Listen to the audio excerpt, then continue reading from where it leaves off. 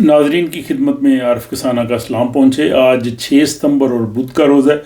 اور آج کے دن کی سویڈن کی اہم خبریں ان 3 منٹ میں آپ کی خدمت میں پیش کی جائیں گی۔ سب سے پہلی خبر یہ ہے کہ سویڈش ٹیلی ویژن نے آج ایک خبر دی ہے کہ سویڈن میں بہت سے لوگ جن کو سویڈن سے نکل جانے کا حکم دیا گیا ہے لیکن وہ سویڈن سے نہیں گئے، اور بلکہ وہ جرائم میں ملوث ہیں، اور یہ تقریباً 700 کے قریب لوگ انہوں نے بتائے ہیں،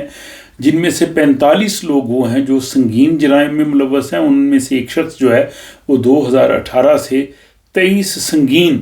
جو ہے وہ جرائم کر چکا ہے، لیکن ابھی تک وہ لوگ سویڈن میں ہیں۔ اس بارے میں جو مائیگریشن کی منسٹر ہے انہوں نے کہا جی کہ ہمارا سسٹم جو ہے وہ اتنا فعال نہیں ہے، اس کو مضبوط فعال کرنے کی ضرورت ہے، لیکن سویڈش پولیس نے اس بارے میں اپنا کوئی موقف نہیں دیا۔ دوسری بڑی آج کی خبر یہ ہے کہ یہاں پہ حکومت کی جانب سے جو لوگوں کو امداد ملتی ہے، جس کو سویڈش میں بدرا کہتے ہیں، اس میں تقریباً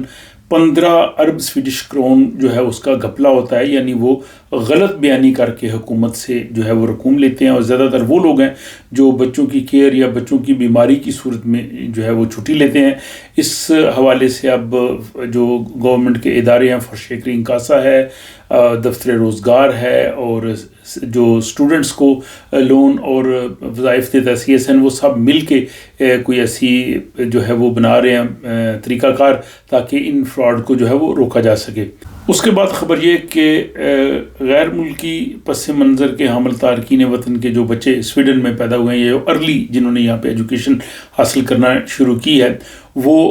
اپنے ہم عمر یہاں کے جو مقامی سویڈش بچے ہیں کسی طرح بھی ان سے کم نہیں ہیں۔ وہ اسکول میں ان کی کارکردگی ہو یا ان کے جو لیبر مارکیٹ میں جاب حاصل کرنے کے حوالے سے ہو، سب جگہ پہ وہ جو ہیں وہ ان کے برابر ہیں، اور یہ تقریباً 96 میں جو بچے پیدا ہوئے تھے ان کو اس میں شامل کیا گیا ہے۔ اور سویڈن کے شہر نورشوپنگ جہاں پہ اختتامی ہفتہ میں آگ لگنے سے کافی زیادہ اپارٹمنٹس جو ہیں وہ متاثر ہوئے اور 150 لوگوں کو نکالا گیا تھا، اور پولیس کو شبہ تھا کہ شاید یہ آگ جان بوجھ کر لگائی گئی ہے۔ اس میں 3 افراد کو گرفتار کیا تھا، لیکن اب پولیس نے ابتدائی تحقیقات کے مطابق یہ کہا ہے کہ اس میں کسی شخص نے جان بوجھ کے آگ نہیں لگائی، بلکہ الیکٹرک کار جو ہے اس کی چارجنگ کی وجہ سے یہ مسائل پیدا ہوئے اور یہ آگ لگی، اور اس لیے اب کسی کو بھی اس کا جو ہے وہ ذمہ دار نہیں ٹھہرایا گیا۔ اور آج کا یہ 3 منٹ کا بلیٹن جو ہے ختم ہوتا ہے۔ اپنی رائے سے ضرور آگاہ کیجیے، اور اگلے ولاگ تک کے لیے اجازت دیجیے۔